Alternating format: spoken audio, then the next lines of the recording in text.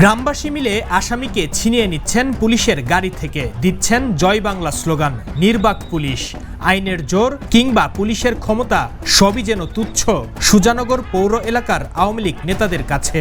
এমনকি এলাকার আরও মানুষকে জড়ো করে তারা পুলিশের উপর এতটাই ক্ষিপ্ত হয়েছেন, অবাক দৃষ্টিতে তাকিয়ে থাকা ছাড়া কিছুই করার ছিল না সেখানকার পুলিশ সদস্যদের।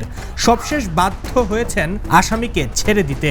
আর গ্রামবাসীর পিটুনিতে তখন আহত হয়েছেন বেশ কিছু পুলিশ সদস্য। তবে শত নাটকীয়তা আর গায়ের জোরেও রক্ষা হলো না ছিনতাই হয়ে যাওয়া আসামি সুজানগর উপজেলার সাবেক চেয়ারম্যান ও উপজেলা আওয়ামী লীগ সভাপতি আব্দুল ওয়াহাবের। জয় বাংলা স্লোগান দিয়ে পুলিশের উপর হামলা করে ছিনিয়ে নেয়া পাবনার সুজানগর উপজেলা আওয়ামী লীগ সভাপতি ও সাবেক উপজেলা চেয়ারম্যান আব্দুল ওয়াহাবকে আজ সকালে গ্রেপ্তার করেছে পুলিশ। কেরানীগঞ্জের রুহিতপুরে অবস্থিত গ্রিনভিল সিটিতে প্লট বিক্রি হচ্ছে কাঠাপতির সর্বনিম্ন ৩.৫ লাখ টাকায়। সকালে সুজানগর উপজেলার ভাইনা ইউনিয়নের মথুরাপুর এলাকার গাজনার বিলে অভিযান চালিয়ে তাকে গ্রেপ্তার করে। এছাড়া সেই ঘটনার জেরে বিভিন্ন সময়ে আরও গ্রেপ্তার হয়েছে ১২ জন। আব্দুল ওয়াহাব সুজানগর উপজেলা আওয়ামী লীগের সভাপতি, সাবেক চেয়ারম্যান এবং সাবেক পৌর মেয়র। তিনি গত জুলাই আগস্ট বৈষম্য বিরোধী ছাত্র আন্দোলনে শিক্ষার্থীদের উপর হামলার ঘটনায় দায়ের করা একাধিক মামলার পলাতক আসামি ছিলেন। বিষয়টি নিশ্চিত করে সুজানগর থানার ভারপ্রাপ্ত কর্মকর্তা ওসি গোলাম মোস্তফা বলেন, আব্দুল ওয়াহাব গাজনার বিলে একটি বাড়িতে লুকিয়েছিলেন। গোপন সংবাদের ভিত্তিতে সকাল ৭টার দিকে অভিযান চালিয়ে ওয়াহাব সহ ২ জনকে গ্রেপ্তার করা হয়। এর আগে এই ঘটনায় ১১ জনকে গ্রেপ্তার করা হয়েছিল।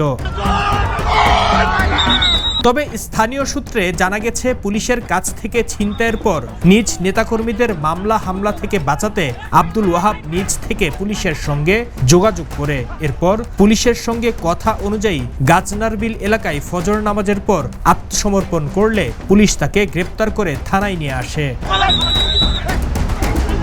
২ ফেব্রুয়ারি শনিবার বিকেলে আব্দুল ওয়াহাবের নিজ এলাকা সুজানগর পৌর এলাকার মথুরাপুর হাই স্কুলের সামনে আব্দুল ওয়াহাবকে গ্রেপ্তার করতে আসে পুলিশ। সঙ্গে সঙ্গে জয় বাংলা স্লোগান দিয়ে পুলিশের গাড়ির উপর হামলা করে গাড়ি থেকে আব্দুল ওয়াহাবকে ছিনিয়ে নেয় আওয়ামী লীগের নেতাকর্মীরা। এ ঘটনায় পুলিশের ৮ জন সদস্য আহত হয়েছিলেন। ঘটনার পরদিন ৬৪ জনের নাম উল্লেখ করে অজ্ঞাত ২ থেকে ৩০০ জনকে আসামি করে মামলা দায়ের করা হয় এবং অভিযান চালিয়ে ১১ জনকে গ্রেপ্তার করা হয়। এরপর জামায়াত বিএনপির নেতাকর্মীরা পৃথক বিক্ষোভ মিছিল করে থানার ওসির অপসারণে ৩ দিনের আলটিমেটাম দেয়। Wasif Partha, the news.